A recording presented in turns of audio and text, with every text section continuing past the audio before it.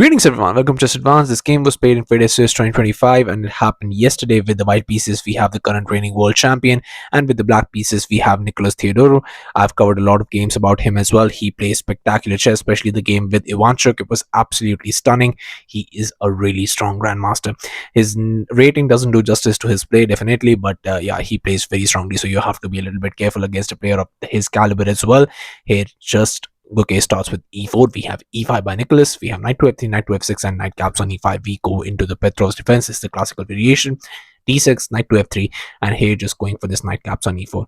And then there's a lot of positions. You could go for d3, knight to f6, and bishop d to bishop d7 castles and go for a symmetrical kind of setup, which is not something you want to do because most likely it invites draw here. So instead of all of this here in this position, just d4. This is the classical attack of the Petrovs. Recently, I think Arjun also played this against some opponent and was able to win this game. So let's see what Gukesh is able to conjure up here. We have d5, but now just comes bishop to d3, bishop to d6, castles, and c4.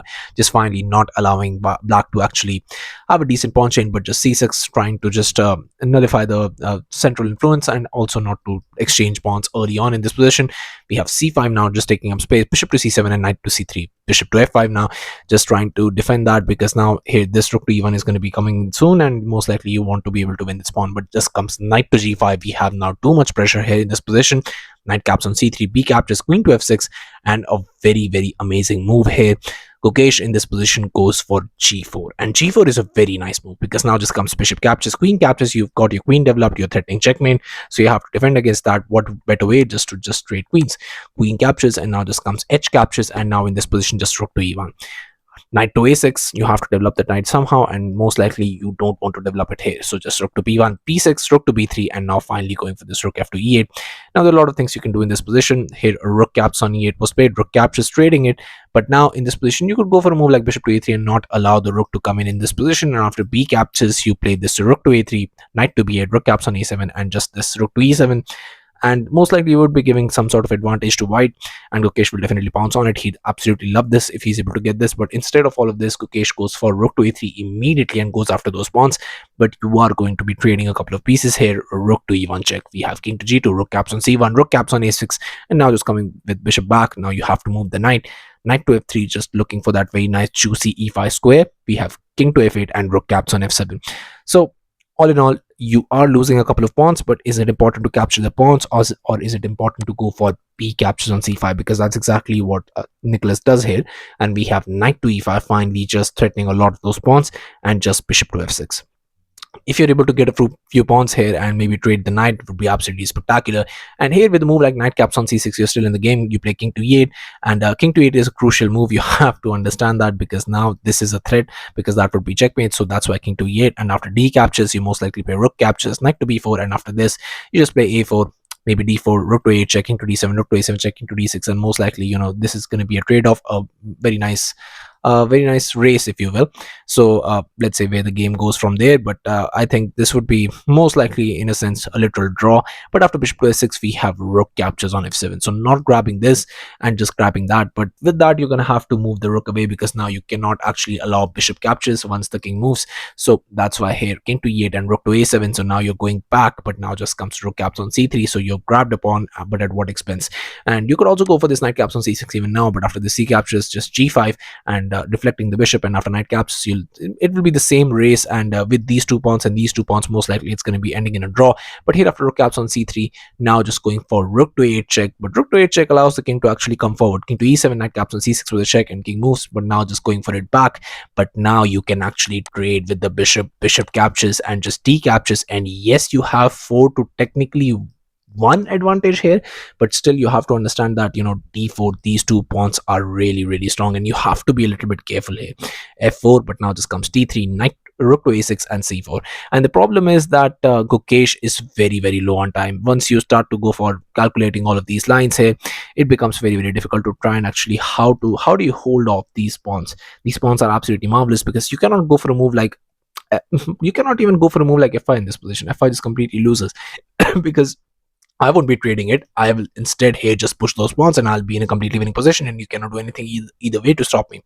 So the problem is, the move that you want to play in this position is king to f2. This is the only move that actually saves the game for white in this position, and rook to c2 checking moves. And yes, I'm going to be losing those pawns, but after rook to d6 check, Now king to e7, rook to c6 and c3. You play rook captures, rook caps on a2, rook caps on d3, and after this, most likely this will end in a draw, and that would be a painful draw. But yeah, most likely, before the rest day, it's okay, it's fine. Sometimes, with these long tournaments, to have a draw, to have some rest.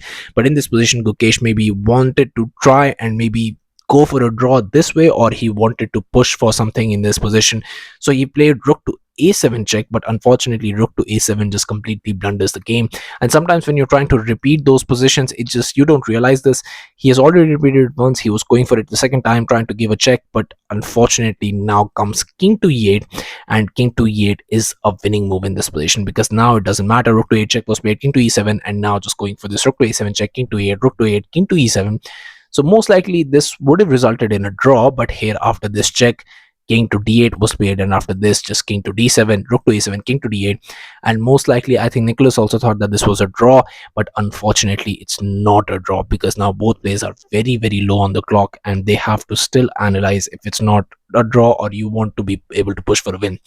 He played king to c7 here, but after rook to a7 check, he moved forward and he realized that this is no longer a draw anymore. Here rook to a6 was played, but after rook king to c5, rook to d6 now, and unfortunately you cannot stop those pawns.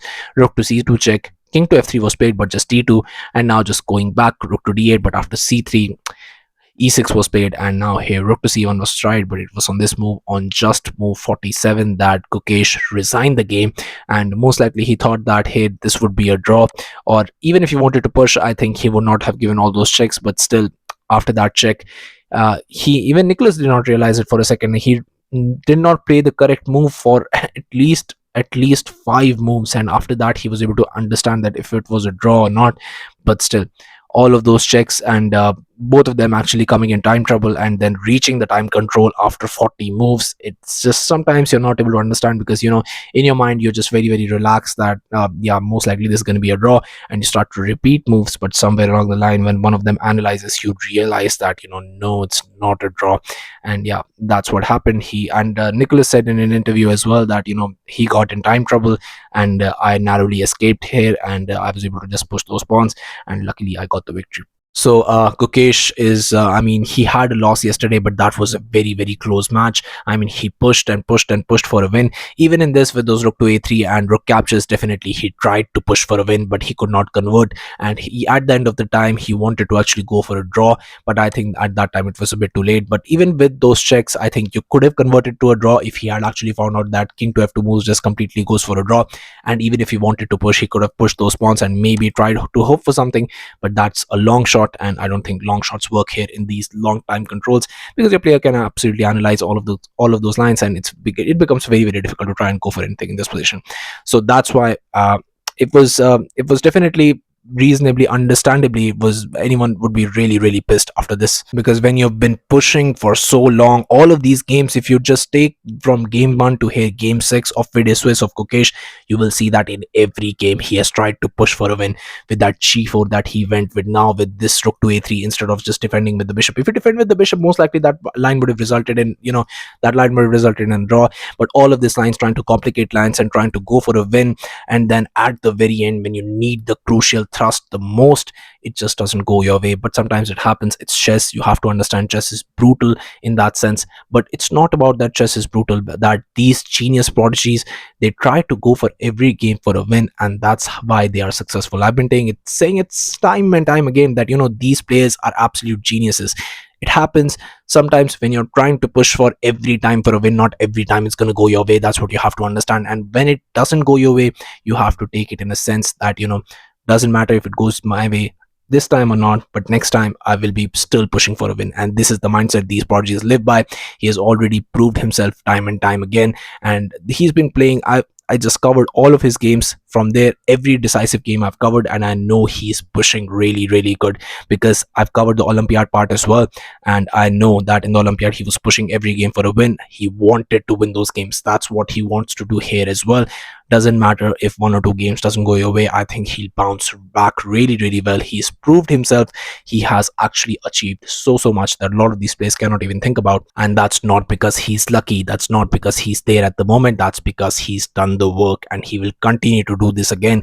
All of these amazing prodigies, they are successful not because of luck. That's because they've been working hard for years and years now.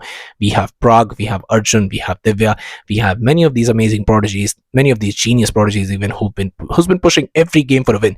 They don't care. They're taking the right decisions, and it's okay if sometimes these kind of snags happen. It's absolutely fine. And the thing is that they are young, and all I can say to them is basically that mindset is the one that will get them through. That pushing every game still after losing is what will get them through, and that's what they keep on doing, and that's why they will be successful. They will still make India proud, they will still make themselves proud, and they will continue to rise, because it's their generation, it's their era.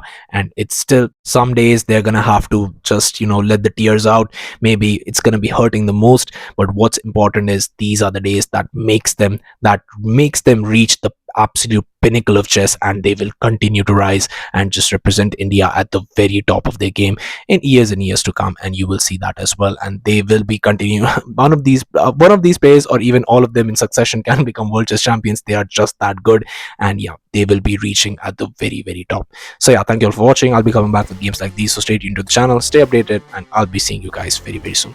Thank you very, very much for watching.